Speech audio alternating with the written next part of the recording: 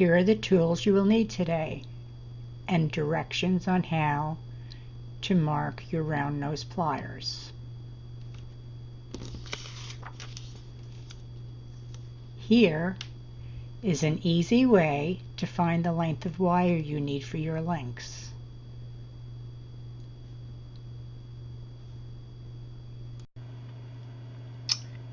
Well, good morning or good afternoon. Welcome back to Jewelry Making Made Easy.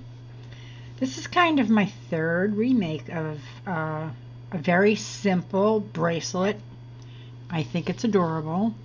My little S-Link wire, I guess you would call it wire wraplet bracelet. I have it, most of it pre-made. I need one more link. I'm going to show you how I attach the links and how I make the links. Figuring out what size wire you need, that's a horse of another color. You're just going to have to fool around a little bit. I start by straightening my wire. I have 18 gauge non-tarnish artistic wire here. My wire cutter, which has a flat side. I'm using a round nose plier that I have pre-marked for the size loops that I want. And if you just play with your wire a little bit, you'll figure that out. 2 flat nose pliers for the jump rings. I've already attached to one end a little magnetic clasp. That's very discreet. You can barely see that it's there. Okay, so I know that my links, I need 2.5 inches to make them. So I'm going to cut off. First I'm going to cut the end of my wire with the back side, which is going to give me a flush cut. So I have a nice clean cut on the wire. And I'm going to measure 2.5 inches. That's exactly what I use. And each one of my links will be approximately 1 inch. So I cut the other end, another nice clean cut. Take my round nose plier that I have pre-marked. After you fool around with your wire, you'll figure out where you want to make your marks on your round nose plier. This is an especially long round nose graduated plier. I actually bought this at the flea market. Put my wire in with a little tiny bit of wire sticking out on the end, and I turn it and make a loop so that my little circle there is touching the inside of the working wire. And still holding that, I'm going to slide the 2 parts of my round nose over that wire, that working wire, lean it up against the loop on my second mark where I want a larger loop. Here's the 2 sizes, small on the end, and then this is the bigger one. So I've slid my working wire onto the plier, and now I'm turning it backwards with my right hand and pressing my left hand in to meet it. So now I have the first half of my S-Link done. I'm going to turn that around and hold it in my, I'm holding it in my left hand. And again, I'm going to do the same thing on the other side. Now my loops are facing up. I put my round nose plier, leaving a little tiny bit of wire hanging out the end so it doesn't slip off. Make my loop, turn it so that it's touching the inside working wire. It's hanging over the edge a little bit, so I'm going to straighten it. Then I'm going to slide my round nose plier in between, sliding my wire in between my round nose plier to my second mark,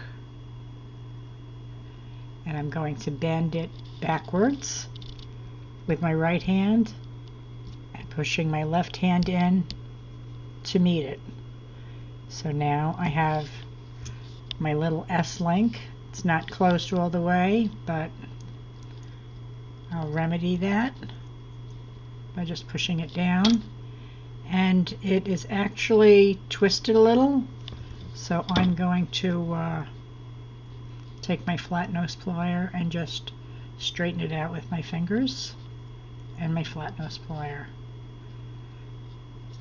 Now this bracelet actually has 1, 2, 3, 4, 5, 6 links on it already. This will be link number 7, and that should be long enough. They're each about an inch, so 7 inches plus my little clasp should be long enough for a bracelet. Now I'm going to attach this link to the other with jump rings. I have 2 jump rings attaching each link. One reason is I really like the way it looks, and the other is it's a safety precaution, because sometimes jump rings, you just don't get them closed all the way and it will open up. So I'm going to open 2 of these jump rings. If I can see where the slit is, try a little extra light. I'm going to grab it on one side with you should use a flat nose plier. I'm using a bent nose, which is fine too, and I have a flat nose plier on the other side. Think of it as 9 o'clock and 3 o'clock. You pull one away from you and one towards you to open it. And I like to open 2 of the jump rings at a time. It makes me easier to connect that link without confusing myself, which is really easy. Okay, here's my second jump ring, 9 o'clock and 3 o'clock. One away and one towards me. Drop that down here. Now I'm going to pick up the last link that's on the bracelet. Is facing to the right. Of course it looks like it's opposite there. Pick up my jump ring and slide that through there. Now I'm picking up my other link and I'm going to face that to the left and put it on, and I'll show you after I close both jump rings. Again, grab on the both sides, 3 o'clock and 9 o'clock, and go in the opposite direction. One towards you, one away, till you have it closed. And I'm actually working with jump locks. They're supposed to have a little clicking sound. You can hear them close. Okay, so now, before I put my other jump ring on, I'm just going to grab these 2 S-links and let that jump ring drop. And if you don't do it this way, you will see why. You get a little bit messed up. So now I'm going to pick up my other, use the flat nose on, my other jump ring, while I'm holding those 2 S-links together. Slide the jump ring up. Well, messed it up. So I'm going to sit them together, drop that jump ring, and slide this one on. Grab it on both sides, the right and the left.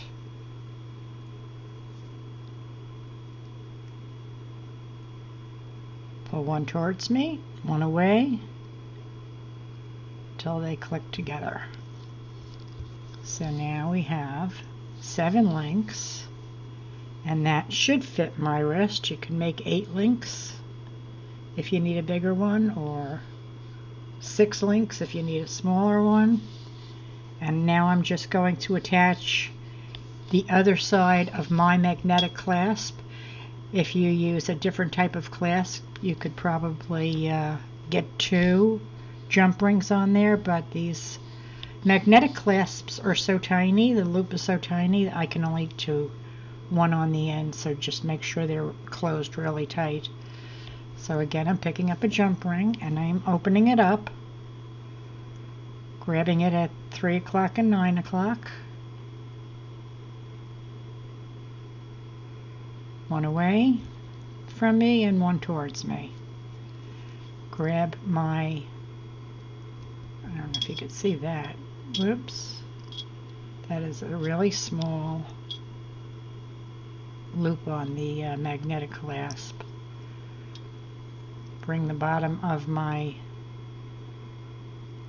S-link around, hang it on there. And this is tricky when you're using magnetic clasps because the magnet wants to grab onto the plier. Okay, one away from me and one towards me. I'm closing my jump ring. And yes, the little devil did attach itself. So that's closed and the bracelet is done.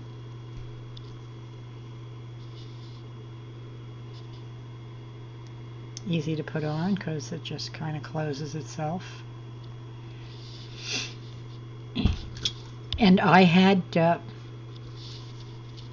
put the S-links on to go in the opposite direction each time. So when I was picking up and putting a jump ring on, my S-link, which is facing to the right, my second S-link would face to the left before I put my jump rings in.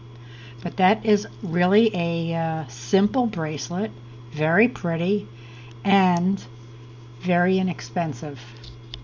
I hope you enjoyed this video, and if you have any questions, please feel free to send me a little message and visit my Etsy shop. And there are 2 more videos about this bracelet which I'm going to delete because they were like 35 and 45 minutes and this one was 15. Thank you. Have a good day. Happy beading and God bless.